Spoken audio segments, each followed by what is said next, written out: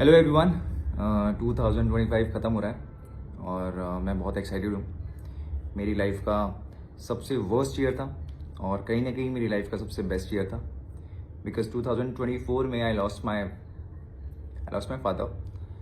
तो मुझे तो समझ ही नहीं आया कि ये 2025 बीता कैसे, गया कैसे। बट हाँ, इनिशियल डेज में मैं बहुत ही गुस्सा था, नाराज़ था भगवान से, इंसानियत से, और कुछ समझ नहीं आ रहा था कि मैं लाइफ में अब आगे करूँगा क्या, कैसे कंटिन्यू करूँ इस लाइफ को, क्योंकि मैं बिल्कुल रेडी नहीं था कि मेरे साथ कभी ऐसा होगा या पापा इतनी जल्दी चले जाएंगे। बट पापा ना हमेशा ये बोलते थे कि लाइफ में जो भी हो उसको ना पॉजिटिवली कन्वर्ट करना आना चाहिए। इंसान को हमेशा ये सीखना चाहिए कि जितना भी उसके साथ गलत हुआ उसमें से वो क्या अच्छा सीख सकता है।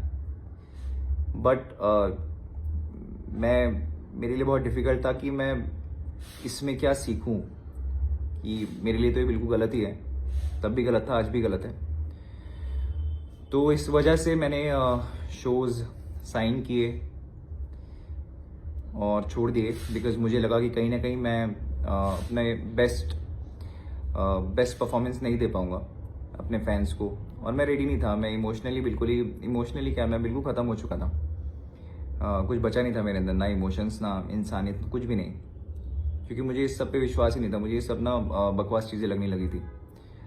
बट धीरे धीरे जैसे जैसे टाइम गया तो पापा की बात हमेशा याद आती थी कि उनकी बात याद आती थी और उनकी मेहनत याद आती थी कि उन्होंने हमेशा ज़िंदगी भर मेहनत की।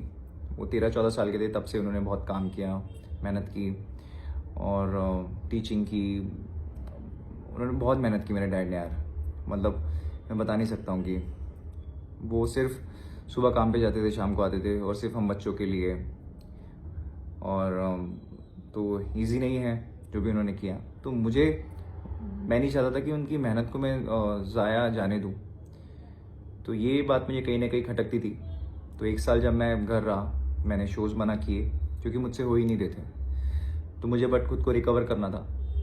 तो पापा की वही लाइन जिसमें पापा कहते थे कि हर सिचुएशन में जो भी आपके साथ गलत हो उसमें पॉजिटिव ढूंढना आना चाहिए आपको, यही हम इंसानों का काम है। तो मैंने कोशिश की। तो फिर हमेशा याद आया कि पापा के दोस्त जिनसे मैं जब भी मिला तो उन्होंने हमेशा ये कहा कि यार तेरे पापा हमेशा ये बोलते थे, देखो मेरा बेटा एक्टर है, बहुत प्राउड फील करते थे तेरे ऊपर। तो मुझे ये था कि नहीं यार, क्योंकि कहीं ना कहीं मेरे जैसा इंट्रोवर्ट लड़का एक्टिंग कर रहा है, वही बहुत बड़ी बात थी। तो ये सीड जो है ये पापा ने मेरे दिमाग में डाला था जब मैं छोटा था। तो यही वो ग्रो हुआ और मैं एक्टिंग करने लगा। तो मुझे बस ये था कि अब इसमें पॉजिटिव कैसे ढूंढ सकते हैं। तो मैंने अपने ऊपर काम करना शुरू किया, अपनी एक्टिंग पे, और एक्टिंग क्लासेस की, वर्कशॉप्स की, और मूवीज़ देखने लगा जो मैंने कभी नहीं देखी थी। मैं सिर्फ एंटरटेनमेंट वाली मूवीज़ देखता था, सिर्फ वॉर मूवीज़ जैसे बच्चे देखते हैं। बट मैं एज एन एक्टर देखने लगा मूवीज़, काफ़ी मैंने मूवीज़ देखी और सीखने लगा। मेरा जो जिन लोगों के बीच में मुझे नहीं रहना चाहिए था, मैं उनसे अलग हुआ और मैंने अपनी आदतें सुधारी। मैं टाइम पे सोने लगा, टाइम पे खाने लगा, और अपने वर्कआउट को, अपनी फिटनेस को मैं ज़्यादा प्रायोरिटी देने लगा। गलत चीज़ों से, गलत दोस्तों से, सबसे मैं थोड़ा स्लोली कट ऑफ हुआ और भगवान की तरफ मैंने अपना विश्वास वापस जगाया। मैं मंदिर जाने लगा और फ्री टाइम में जब मैं बोर होता हूँ तो मैं सिर्फ नाम जपता हूँ।